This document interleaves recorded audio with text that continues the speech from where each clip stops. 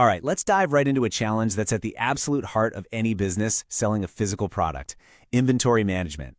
It's this delicate dance between having enough and having too much, and getting it wrong, well, that can seriously make or break your bottom line. So, the first thing we've got to wrap our heads around is that your inventory isn't just a pile of products. Nope. Every single item sitting on a shelf, in a warehouse, it represents your company's working capital. It's basically cash, just in the form of goods waiting to be turned back into money.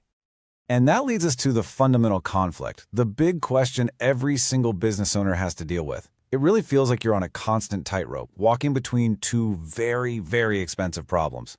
On one side, you've got money just tied up, not doing anything, and on the other, you've got potential money walking right out the door.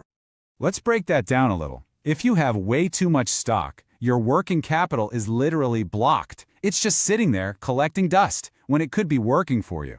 But if you have too little stock, you get those dreaded stockouts, and that means a direct loss of sales, and, let's be honest, probably some pretty unhappy customers.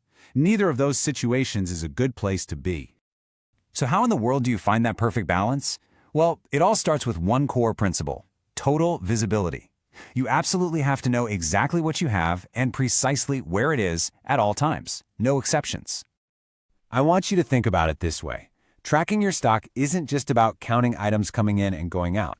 Every single unit has a story to tell. Where it came from, which warehouse it's sitting in, and maybe most importantly, when it needs to be sold by. A modern system is basically how you read that story from the very beginning to the very end. Okay, so check this out. This is where things get really powerful with what's called multi-go-down or multi-location tracking.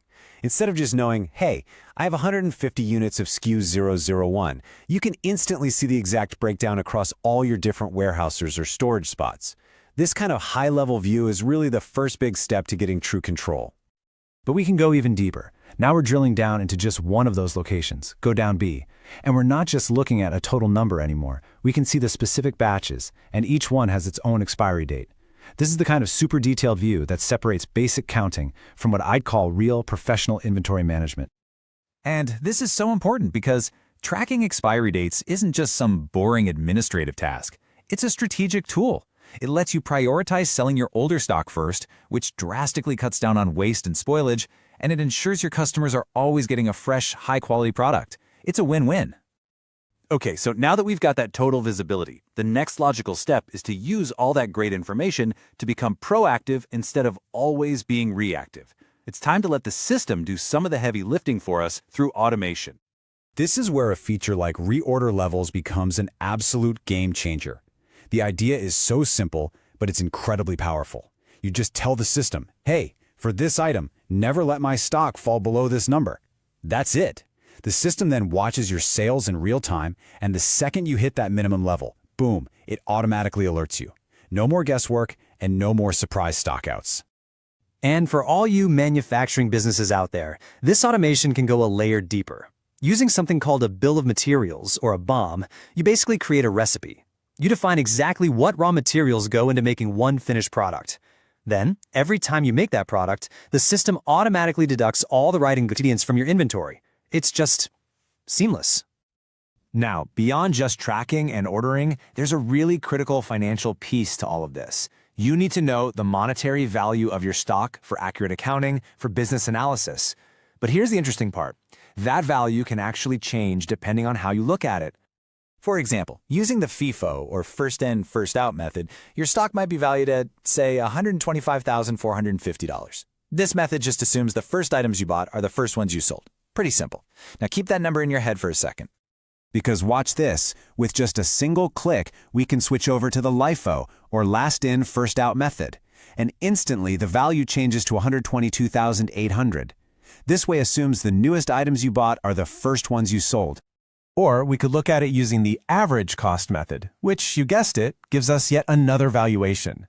Now, the point here isn't about which method is the best. It's about having the flexibility to instantly see your financials in the way that makes the most sense for your business, for your needs right now.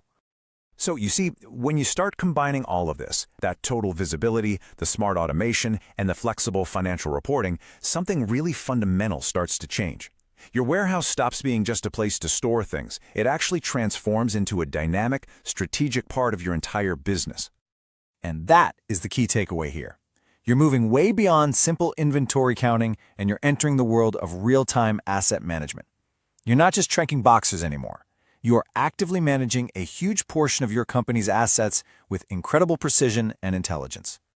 And that really leaves us with one final question for you to think about for your own operations. Right now, do you see your warehouse as a cost center, just a necessary expense you have to deal with? Or have you unlocked its potential to become a true strategic asset that drives efficiency, protects sales, and actually fuels your growth? The choice really is yours.